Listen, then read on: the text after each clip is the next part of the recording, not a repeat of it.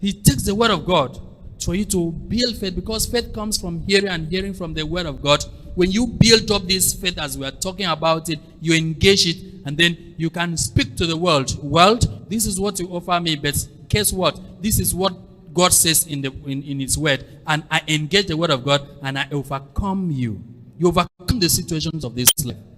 That's what the Bible says in Romans, in 1 John chapter 5, verse 4. 1 John 5, verse 4.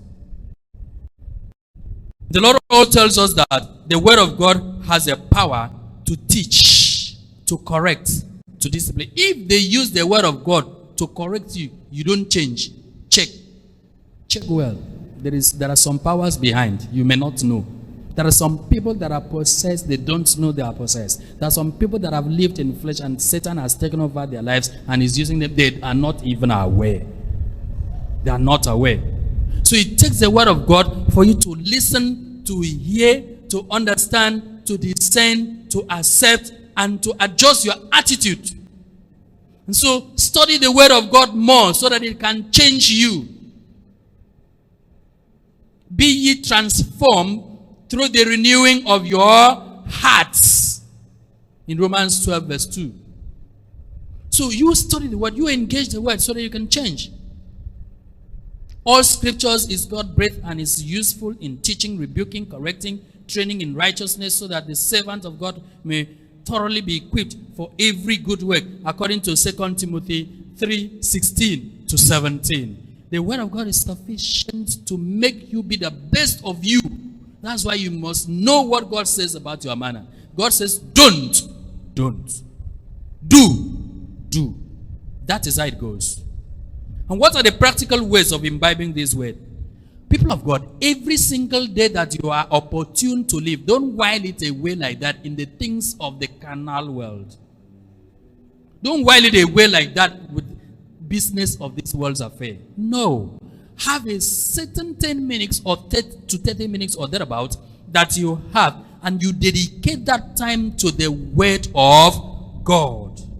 You can't be too busy for the word of God. We have audio Bible today. If I press mine, it will read the faces that I want. And I'll use the microphone, I'll hear myself. So, if you have an Android phone, what do you also do? You also download it. You download it.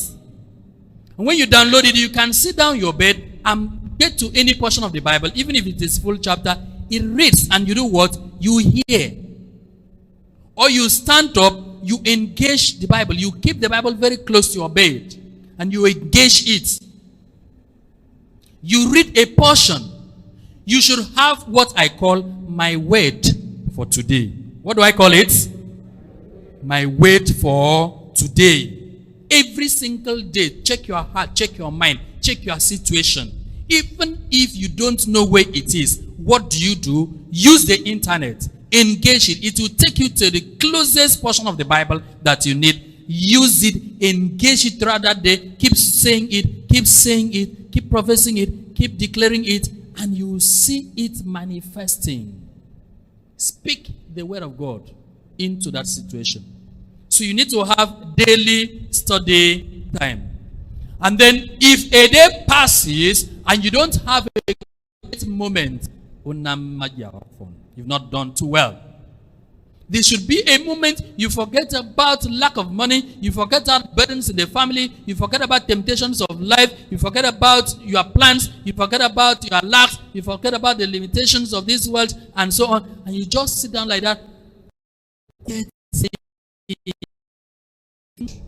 Allowing you to be ventilated and free of the things of this life. Jesus used to do that. He would leave the mammoth crowd of the people and then go to a quiet place and stay. Imagine the benefit in such a time and place. So please, apart from having daily Bible study, don't fail to have quiet moment per day. You are losing a lot. You are missing a lot for not having quiet moment per day. A time that you forget about everything. Think heaven. Imagine how Revelation describes heaven. Think Jesus, how he came to be born. Thank God what he did in the Old Testament. Think how God has taken care of you. Concentrate on that quietly. Off your phone.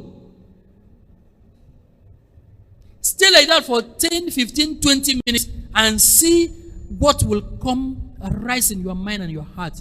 How you gain energy, how you gain. Sometimes you have to relax. So you need that to be able to imbibe the word of God. And then a good number of us have the gift of singing. You mustn't only sing the choruses, the songs that I taught in the church. You should be able to pick up different sections of the Bible and sing it yourself, your personal song that no other person knows except you. In the other station I was before here, I had 100 of them. I would be singing them like I know it and I just sing it. Sometimes I would share with others. I wrote them down. So any portion of the Bible that you know is useful to you, try and bring in any tune. Whether that tune is correct or not, just sing anything. So far you incorporate it into yourself. You initialize it into yourself. You imbibe it. Sing it. After some time, tune it better. Just keep doing like that so that you can carry this word of God. Because the Bible has told us that in this end time, the word will not be written on marbles like that again. It will be written in our heart. And we will carry the word of God as we move along. So if you don't carry the word, sometimes you will hear me quote Bible in English or vernacular. I have done certain things. If you cannot stand up and quote 20 passages or portions of the Bible, then you are lazy in the spirit. You are starving your spirit. You are only feeding your flesh, which is soil and sand. But the real you, which is soul, you are not feeding it. You are starving it. And there is no way you can grow well.